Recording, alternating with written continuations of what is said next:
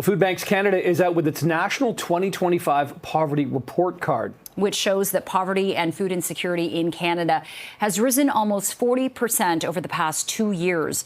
Although the report offers hope that Canada might be turning a corner in addressing food insecurity, it also spotlights concerning trends that underscore the complexity and pervasiveness of poverty in Canada. So joining us to break down the report is the CEO of Food Banks Canada, Kirstin Beardsley. Kirstin, thanks so much for joining us this morning. We know that the cost of living is top of mind for all Canadians right now. So what does this recent report highlight in terms of where we've come from the last one?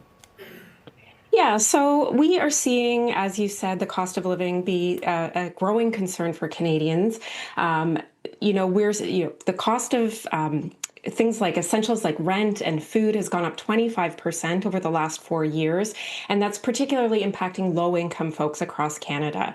So we're seeing folks in the lowest income percentiles spend more than half of their income on rent. They're dipping into their savings, and of course, as we look to growing unemployment rates, the financial resilience of folks becomes a growing concern. Mm-hmm. And Kirstin, you put this out in sort of a report card form, and when it comes to unemployment and when it comes to food insecurity, on both scores, the country gets a failing grade of an F. I mean, it seems like it can't get much worse.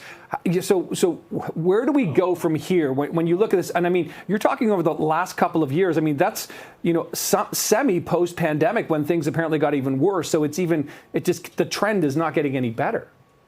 Yeah, we're giving the federal government a D overall. It's not generally a report card you want to bring home to your parents, of course. And we are very concerned, in particular, about 25% of the population right now is food insecure. We've got a growing unemployment problem across the country. That said, this isn't the worst report card they've received. So we're seeing some legislative progress. And in particular, as we head into the federal election, what we're saying to the federal government is, let's continue this momentum. We are concerned about the numbers we're seeing. We're concerned about the growing youth unemployment in particular. And let's focus on making sure we're making those investments in the future of the country so that these trends don't continue, so that we can see a better report card next year. Mm-hmm. Okay, so what are exactly kind of the indicators pointing to a silver lining in all of this? Well, we've seen some legislative progress, things like the Canada Disability Benefit, things like the school food program, pharmacare, dental care. Those are positive, and we're starting to see reflected in our data that those are having an impact on the folks we see in our data. But we need to see better. We know that there's a start on housing and affordable housing. But again, as I said, when you're spending more than half of your income on housing, you're struggling. So we need more focus on housing and more focus on this unemployment issue. We're advocating for an overhaul of EI. That's interesting. So, of course, we're coming up to a budget, apparently either sometime next month or maybe early in November, according to the latest reporting out of Ottawa. So a federal budget, this is an opportunity for the feds to kind of show their priorities here. We know there's going to be, Kirstin, a lot of military spending, a lot of spending on major projects. What do you need to see, or what does Canada need to see in this budget to address this? Right. So we know that we need to make investments.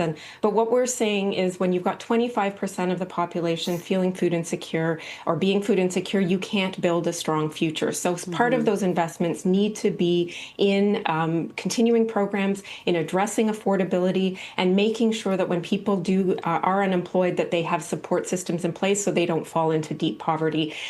Overall, we're asking for the government to set a target to reduce food insecurity by 50% by 2030. If they set a target, they're more likely to pass legislation to meet it.